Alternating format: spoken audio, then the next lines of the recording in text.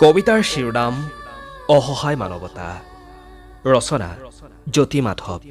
পাঠ ৰিয়াঞ্জ্যোতি শৰ্মা। সমস্যাত ভাৰাক্ৰান্ত দেশৰ সাধাৰণ জনতা। খাদ্য শস্যকে ধৰি বিভিন্ন বস্তুৰ মূল্যবৃদ্ধিয়ে জোকাৰি থকাৰ পিছতো সেয়ে জনসেৱকৰ ভাও দিয়া দেশৰ জনপ্ৰতিনিধি সমস্যাত জৰ্জৰিতসকলৰ দুখৰ সমভাগী হ'বলৈ অলপ সময় উলিওৱা, আৰ্তসকলৰ সহায়ক হৈ ৰাইজৰ কাষত থিয় দিয়া, বঞ্চনাৰ তিক্ত আঘাতত সিক্ত অভিজ্ঞতাৰে এমুঠি সপোনৰ পম খেদিকৈ বাৰে বাৰে উজুতি খাওঁ। সুবিধাবাদী ভ্ৰষ্টাচাৰীয়ে বিভিন্ন অজুহাতেৰে ৰাইজক ঠগি খায়। চতুৰ জনসেৱকৰ দেশ সেৱাৰ অভিনয় চাই জনতাৰ একাংশই তালত সুৰ মিলাই জঁপিয়ায়। অন্ন বস্ত্ৰ বাসস্থানৰ অভাৱত মৃত্যু গাকোৱালি লোৱাসকলৰ দুৰ্দশা দেখিও ৰজাঘৰীয়াৰ জনকল্যাণ আঁচনিয়ে ঢুকি নাপায় নিৰীহৰ সমস্যাবোৰ।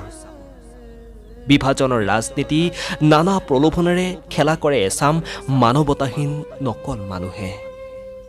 এনেকৈয়ে উদযাপন হয় দেশৰ গণতন্ত্ৰ দিৱস, স্বাধীনতা দিৱসৰ ৰং চঙীয়া কাৰ্যসূচী, য'ত প্ৰজন্মৰ পংগু ভৱিষ্যতে কৰ্মসংস্থাপন ৰজাঘৰীয়া বঞ্চনাত অসহায় আৰ্তনাদ কৰে। চৰকাৰৰ অদূৰদৰ্শিতাই ধূসৰ কৰিছে দেশৰ ভৱিষ্যত। অনুভৱৰ প্ৰতিফলিত কথাবোৰ মনত ঠেকা খাই বৈ অহা নিজৰাৰ দৰে। কলমেৰে নিগৰি গঢ় লোৱা অনুভৱে মানৱতাৰ দুৰৱস্থা দেখি অশ্ৰুসিক্ত কৰিছে। মানুহে মানুহৰ বাবে সৰহ ৰচে, এচামে মানৱতাক লুণ্ঠন কৰে। সকলো সাৱটি সময় আগবাঢ়ে। স্খলনমুখী চিন্তাৰ আঁৰত প্ৰলোভনৰ কুঅভিসন্ধিয়ে আত্মগোপন কৰি থকাৰ দৰে ব্যক্তিৰ বিকৃত আকাংক্ষাই অনিশ্চয়তাৰে ধূসৰ কৰিছে প্ৰজন্মৰ অনাগত ভৱিষ্যত।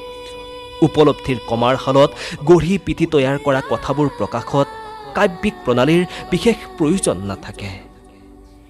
সময়ৰ আচুৰত জীৱনে নৈৰ দৰে গতি সলায়। থুনুকা গছৰ ডাল পাতবোৰ আবতৰীয়া ধুমুহাই ভাগি টচ নচ কৰাৰ দৰে সময়ৰ নিষ্ঠুৰতাই নিঃশেষ কৰে মানুহৰ আশা ভৰা নানা সপোন। ভাঙি থানবান হৈ যায় সাগৰীয়া উপকূলৰ দৰে। ভগ্নস্তূপত চুচুম্য হৈ পৰি ৰয় ভাৰাক্ৰান্তৰ অৰ্থমৃত কংকালবোৰ।